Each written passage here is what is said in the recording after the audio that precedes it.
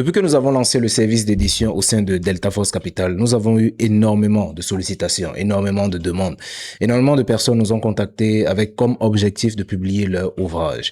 Pour moi, c'était juste un service accessoire. Ok, à la base, vous savez que on était 100% dans le trading, mais sauf qu'au fur et à mesure qu'on évoluait, au fur et à mesure, le trading nous prenait de moins en moins de temps. C'est-à-dire, dans l'une de mes vidéos, sûrement on mettra ça en fiche ici, je disais que le trading, mieux vous le faites, moins ça vous prend du temps. Donc, ça veut dire que la plupart du temps, sur le marché, il n'y a rien à faire parce que il faut juste collecter des informations, faire des entrées, attendre les sorties, etc. Donc, en soi, la plupart du temps, il n'y a pas grand-chose à faire dans le trading.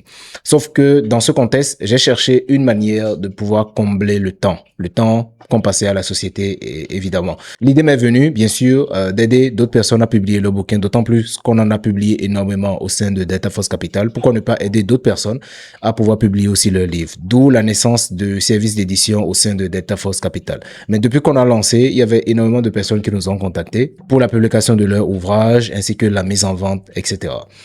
Sauf que une problématique fondamentale se pose depuis lors, c'est comment continuer à publier sur un marché où il n'y a pas de consommation. C'est-à-dire, aujourd'hui, en Afrique francophone, il faut être très courageux pour pouvoir publier un livre, dans la mesure où très peu de gens lisent, et de moins en moins de gens lisent, notamment à cause des réseaux sociaux, de TikTok, etc. Les gens préfèrent passer 4 heures de temps sur TikTok plutôt que 30 minutes à lire un bouquin. Donc, pourquoi continuer à publier des livres, d'autant plus que les gens ne cherchent plus vraiment à lire. Et c'est une problématique fondamentale, dans la mesure où, en tant qu'auteur, l'objectif, bien sûr, c'est de faire connaître son ouvrage et bien sûr, par derrière, générer des chiffres assez intéressants sur les ventes.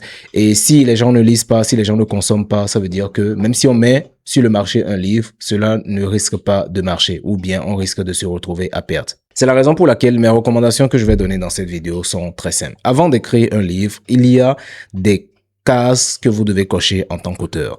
Parce qu'on reçoit beaucoup d'auteurs qui viennent nous demander, est-ce que vous ne faites pas de l'édition au compte d'éditeur? Est-ce que... Et je vois que la majeure partie des auteurs ne sont juste pas prêts pour l'écriture. Parce qu'ils pensent que pour devenir auteur, pour devenir écrivain, il suffit juste de s'asseoir devant son ordinateur ou de tenir le stylo et de concocter des lignes. Et puis voilà, une fois que c'est publié, c'est fini, on est devenu écrivain, on est devenu auteur. Alors qu'en fait, le vrai travail commence après la publication du livre et il faut y être préparé avant même de commencer à écrire la première ligne de son manuscrit.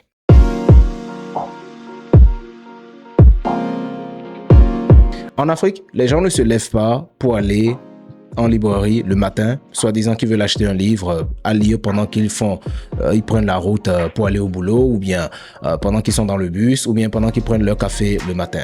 Entre-temps, j'avais une amie qui était américaine, on vivait ensemble, et une chose que j'ai remarqué, c'est qu'à chaque fois qu'elle voulait prendre son petit déjeuner, c'est-à-dire chaque fois qu'elle voulait prendre le thé, le café le matin, elle avait toujours un bouquin à côté d'elle qu'elle lisait. Et c'est d'ailleurs elle qui m'a transmis en partie l'habitude de commencer à lire. Parce que chaque fois qu'on prenait le petit déjeuner, elle passait son temps à lire au petit déjeuner avant même de commencer sa journée.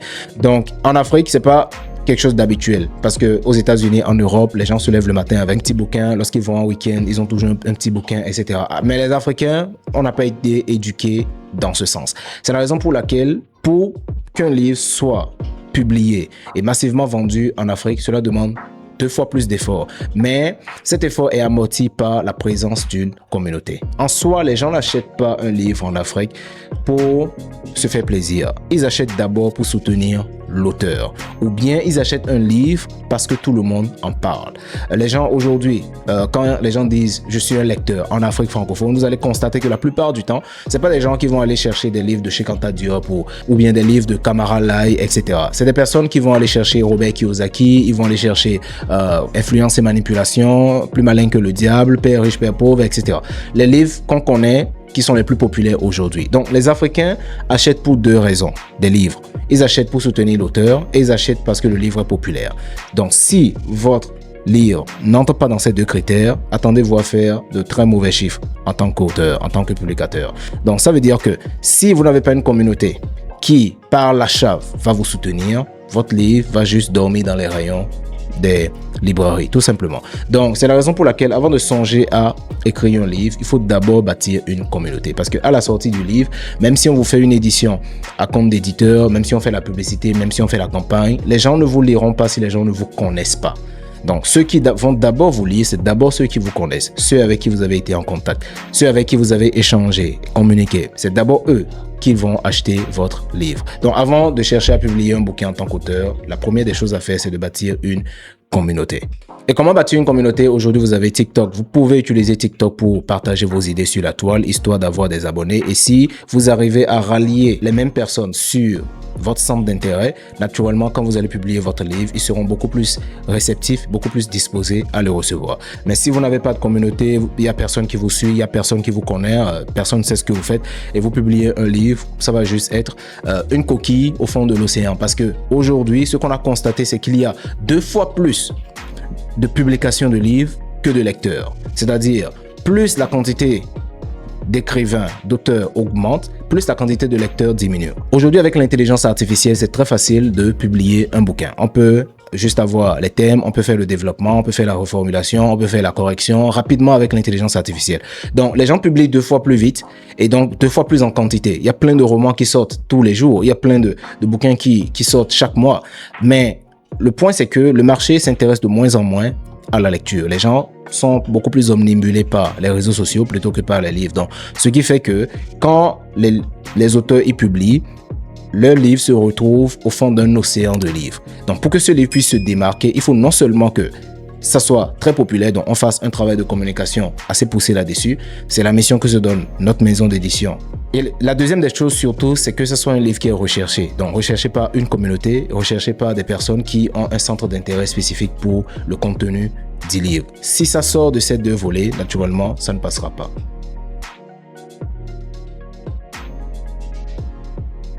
La deuxième des choses à laquelle il faut veiller avant de publier un livre, c'est d'être conscient que les maisons d'édition sont des entreprises. Aujourd'hui, on reçoit beaucoup d'auteurs qui disent « Ah, vous ne faites pas de l'édition à compte d'éditeur, on cherche quelqu'un pour financer le livre, on cherche quelqu'un pour sponsoriser le livre, etc. » Donc, quand vous le faites, c'est comme si vous êtes dans une démarche de demande de subvention. Donc, c'est comme si la maison d'édition devrait financer intégralement la production de votre livre. C'est bien possible.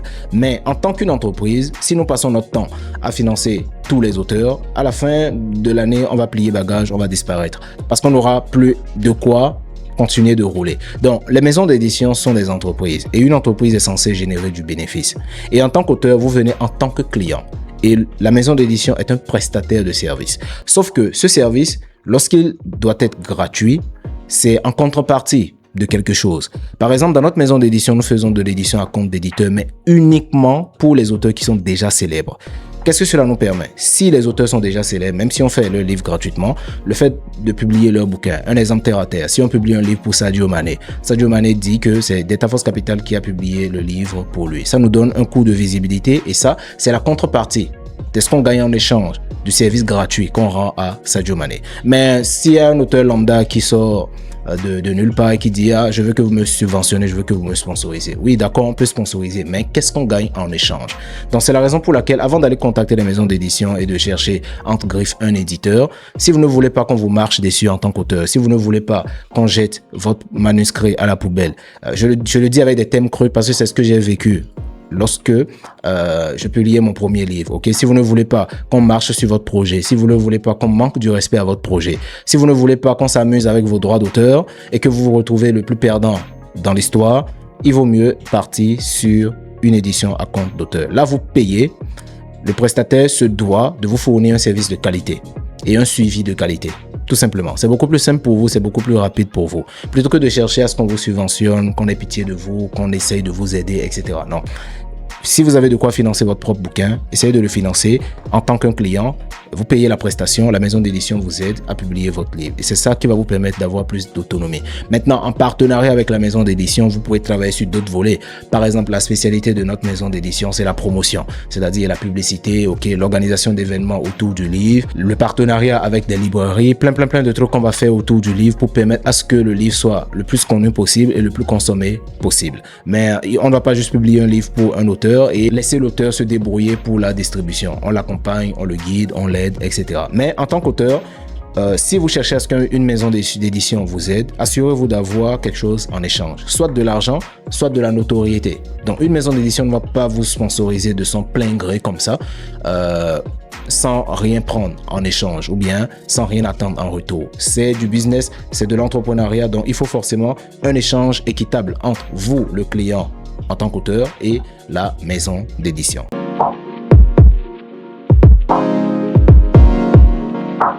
La troisième des choses sur laquelle il faut veiller en tant qu'auteur, c'est que le premier livre, ce n'est pas pour rendre millionnaire. D'accord? Quand vous publiez votre premier livre, ce n'est pas pour devenir millionnaire. Vous publiez d'abord pour mettre des idées au monde, c'est-à-dire pour partager vos idées, pour partager vos croyances, votre expérience, etc. Donc, quand vous publiez, votre ambition première doit être d'avoir le plus de lecteurs possible. Donc, je vois des gens, ils publient leur livre et le prix, il est à peut-être 30 000, 40 000 le livre, l'exemplaire, alors qu'ils n'ont pas de communauté, ils n'ont pas d'audience, ils n'ont rien. Personne ne va acheter, d'autant plus qu'on ne vous connaît pas. Et puis, le livre coûte très cher, on ne sait pas le contenu, on ne connaît pas votre expérience. Le livre coûte très cher. Et donc, ce qui va se passer, c'est que le marché va perdre de l'intérêt pour ce livre. Donc, c'est la raison pour laquelle, en tant qu'auteur, quand vous publiez votre premier livre, vous devez être plus dans une démarche d'offrir le livre, de faire découvrir le livre, ou bien même d'offrir une tarification assez raisonnable pour permettre aux personnes de découvrir qui vous êtes en tant qu'auteur. Et si ce premier livre, cette première expérience intéresse les gens, ils pourront être intéressés par les autres livres que vous allez écrire. Mais si déjà dès la première publication, vous faites mal les choses, vous facturez cher, ou du moins il y a beaucoup d'erreurs parce que vous voulez le faire en auto-édition, etc. Bref, dans ce contexte, vous creusez vous-même la tombe de votre carrière d'auteur. Donc, l'idéal, c'est que votre premier livre, ça doit être un livre de découverte. Vous devez permettre au marché de vous découvrir, vous devez permettre au marché de savoir qui vous êtes en tant qu'écrivain et surtout de commencer à apprécier ce que vous écrivez, le temps que vous puissiez commencer à asseoir votre confiance et votre notoriété sur le marché. Donc voilà les différents points sur lesquels je voulais attirer votre attention. Si vous décidez de vous lancer dans l'écriture et que vous souhaitez travailler avec une maison d'édition, veillez à avoir quand même une communauté, des personnes qui vous connaissent déjà et qui pourront être vos premiers lecteurs. La deuxième des choses, bien sûr, ne vous attendez pas à un miracle. Ça demandera beaucoup de travail après la publication. Donc, notamment, la maison d'édition étant qualifiée pour vous aider à ce travail, il vaut mieux travailler dans un partenariat gagnant-gagnant avec la maison d'édition. On reçoit des gars qui viennent nous dire moi, je veux que vous me financez, mais je veux avoir 50% ou 100% des recettes, etc. Les maisons d'édition ne sont pas des ONG, c'est des entreprises. Donc, si vous voulez qu'ils vous aident, vous devez aussi les aider, tout simplement. Et la dernière des choses, n'écrivez pas pour être millionnaire, écrivez pour partager votre passion, vos idées, quitte à même offrir certains de vos bouquins, histoire que les gens vous découvrent. Et ça vous permettra de décrocher d'autres opportunités qui vont bien au-delà des bénéfices que vous pouvez avoir sur la vente de vos livres. Est-ce que vous avez comme ambition de publier un livre un jour? Dites-le moi dans les commentaires, ça me fera plaisir de vous lire. Et si vous avez déjà publié un bouquin, partagez-nous le titre dans les commentaires et ça me permettra à tout le monde d'aller le découvrir. Et si éventuellement vous avez besoin de l'accompagnement de notre maison d'édition pour vous aider dans ce processus, nous sommes entièrement disponibles. Il suffit de descendre dans la description de la vidéo pour retrouver tous les liens qui vous permettront de nous joindre et de nous contacter et ensemble, nous vous aiderons du début jusqu'à la fin du processus. On se dit alors à la prochaine vidéo. Abonnez-vous à la chaîne si ce n'est pas encore fait pour ne pas la rater. Et c'était Dieudonné, votre mentor.